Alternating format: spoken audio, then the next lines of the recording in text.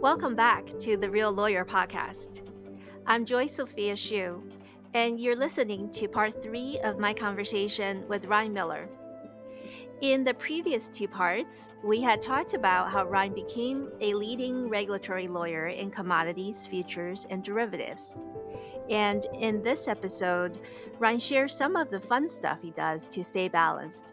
He also shares insights and advice he has for young lawyers.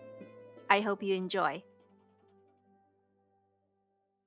So, Ryne, in our last episode, we talked about how your career has evolved over the years. And I'd have to say that every time I see you, you always look so calm and grounded. But we all know that just by virtue of being a lawyer at places like the CFTC and SNC, that's no small feat. It comes with constant stress and dealing with expectations of people around you. And a lot of times, your own internal expectations of yourself, right? So, what do you do to deal with all the stress that's constant, that comes along with work and uh, and tell us how you stay grounded and find some fun and joy in life. Yeah, those are great questions. Hopefully, I'll have some thoughtful answers. I mean, one thing I've had both at the CFTC and when I was at Sullivan and Cromwell, and even now, is a mentor structure, and people I look up to, and I now try to do this for others. If anyone, people who ask me, I both formally and informally try to be mentors in different ways to different people depending on their situation. But I've had particularly really strong mentors who valued their personal life away from work, and these were people who have achieved high things, from the professional perspective, and they sort of taught me that they became my model for what life could look like. I have I do a lot of things the wrong way, but particularly at SNC, when both of my two main mentors there, they had their children, they had these private lives that they really enjoyed life, and they made time for it. And of course, we were busy and we had lots going on, and they worked very hard. But they projected this model of, when it's someone's birthday, you show up for the birthday. When it's time for family whatever, you do that and you dive in. And for many years, I mean, as my they were not only my substantive and professional mentors, but they taught me a bit about, how they live their lives, and created this model I tried to follow. And one thing that one of them told me once, we were getting ready for a client call, and I was super stressed. Like, this client, they really want to have this call now. They're so eager and focused on the timing of this. And I guess my boss at the time, he's like, "Calm down. It's going to be okay." He says, "We can do the call now. We can do it tomorrow. It's going to be okay." And like, that's not always the answer. Sometimes you need to do things right now. But he had a calmness about the way he went about his professional practice, and clients loved it. I learned a lot from it, and we try to stay in that. So maybe that's part of it. Try not to think too highly of ourselves, and or um, the sky is not always falling. I think we have to remember that Mhm. every once in a while the sky does fall quite intensely, but the sky is not always falling. Yeah, that's a very good point. And I have to say, you're fortunate to have such a great mentor. Um, No, I've heard stories from people who went through big law, and I don't even like the word big law, but people who went through the large law firm structure, and they talk about really they talk about working environments that don't sound appealing. I think that's the right way to put it. And I just did not have that experience, and I think it was 100% due to particularly these two guys. It might be part of the SNC model. Maybe people don't agree with that, but these I got two really great mentors, and so was thankful not only for the substantive richness they poured into me, but they you know they cared about their own families and lives, and they wanted to make sure that, from time to time, they would, check in with me and make sure that I was not just enjoying work but also enjoying life. So I got fortunate in that respect. that's amazing. I mean, to have mentors who not only care about your work and also care about you as a person and making sure that you're also enjoying life. That's truly amazing. And speaking of enjoying life, tell us about your interests outside of work. what are the things that you make time for outside of work? Interest outside of the law. Well, I have two children now. So I have a 10-year-old and a 16-month-old, maybe 17 months. And so 10 years ago, the answer was much different. But now I go to a lot of soccer practices. I'm supposed to coach baseball this spring, 10 and 11-year-old baseball in Brooklyn. So that's going to be a new experience. I have no idea how to do it, but they say it's easy and you just have to show up. Um, let's see. So right, we're in a season where the extra time is usually allocated to different activities. In Brooklyn with our kids. I like going to sports. You mentioned that. It's fun in New York. You have access to all the major sports and entertainment venues, and it's less about like a love for sports than it is going there with friends and or family.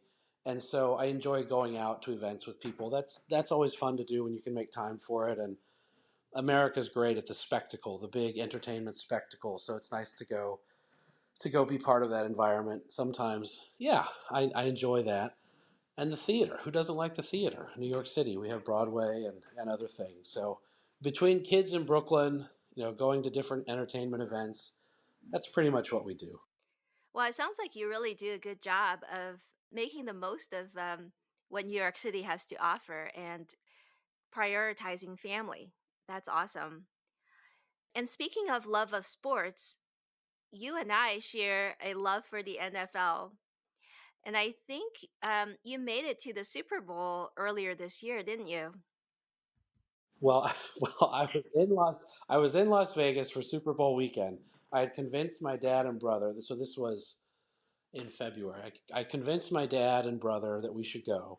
And we were thinking about going to the game itself. And then we looked at the tickets and they were like, I don't know, it was like $9,000 a ticket. And we were like, maybe we can watch it at a restaurant or something. So So long as they we, have a we big booked, screen. yeah, we booked a table at what's called a sports book, one of these places with giant screens on the wall. And we had a blast. We had an absolute blast. We Nice. were there three days. And Las Vegas is fun on its own, but when the NFL when the power of the NFL came to town, there was different events, every day and night, and all sorts of if you looked around, all sorts of famous people wandering around. So I mean that sounds horrible probably to many of your listeners, and it might sound fascinating to some of your others. Doing it with my dad and brother was fun. We hadn't done a trip like that, and I have two brothers. Only one of them got to go on this trip, but doing it with doing it like that, we had a great time. We had some friends we met up with there, spent a little time with, but yeah, it was it was a family trip. Well, that's a pretty special family trip with your family, with your dad and brother. And it really just sounds like it was a lot of fun. It was enjoyable, and the environment, like the whole Vegas scene, and there was hundreds of thousands of people there, way more than was ever going to fit in the stadium. So we were not the only ones who had this idea to just be there to be, to feel some of the energy. But yeah, it was worth doing. We'll talk about it for many years. Awesome. And yeah, making time. I think most people do this. I mean, we don't. It's not all traveling and going to events. I mean, my wife and I love to go hiking, particularly around the New York area. So there's just but different things though, where you're out for a day or a couple of days and you're able to truly check out from and as a professional you manage this, you don't leave clients hanging, but if you structure it to where you can truly check out from time to time, it allows for this refreshing to happen. And I certainly don't get it right most of the time, but we try. Ryan, you've shared with us a lot of things that bring fun and joy to your life. So now I want to bring it all back and close this conversation with one last question. You ready? I suppose. All right. So, my final question is, imagine you were talking to law students or young lawyers about your career. What would you say to them are the top three things that have really sustained you through tough moments and carried you forward? Yeah, the first one, and I've shared this with students and lots of others. I really like mentoring and or sponsorship or whatever. The idea of having a handful of people that you connect with periodically, and this needs to be both personally and professionally. It's not one without the other, and there's two different groups of people, but folks who you look to as your partners going through life, who care about what you're doing and what you're trying to achieve. I think periodic check-ins, even if on a scheduled basis or ad hoc, it doesn't matter, with people who you think of as your mentors and and who pour into you is really important. And I have that both on the personal side of my life and the professional side. I've got folks externally who I've met throughout my career who I have do this mentoring for me. So that's one. Mentoring is great. Two is it's maybe hard to to accept, but sort of live with the perspective that it's going to be okay. Like things are going to be okay. And I talked to some law students about this yesterday. They're sort of thinking about what they're going to do after law school. Are they going to get a job? Are they going to like their job? Is it going to lead to whatever they're trying to achieve? And I just told them to sort of accept that it's going to be okay and allow that to take some of the edges off the anxiety. There are times when things aren't okay, and you can have unexpected news, you can have unexpected developments, but a lot of times it's going to be okay. And I think encouraging people to live in that, and it takes the edges off some of the worry, particularly around a lot of things you can't control. It's going to be okay. That's number two. And then number three, I do like the pattern of times of refreshment and break. So looking to make that space for yourself to truly check out. You don't have to do it every Saturday or every Sunday. It doesn't have to be a religious experience.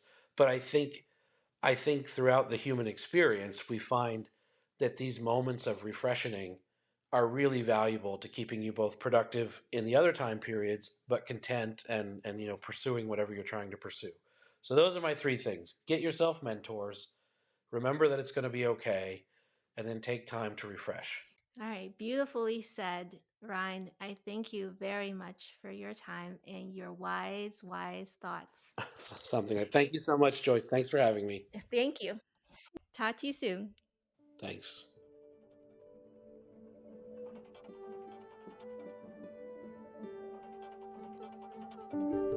Thanks so much for listening. If you enjoy the conversation, do let us know in the comment section. And also, if you want more information about Ryan and our other guests, look us up on LinkedIn or Instagram. The links to these pages are all in the show notes. And be sure to join us for more conversations with real lawyers. Until then, be well and be happy.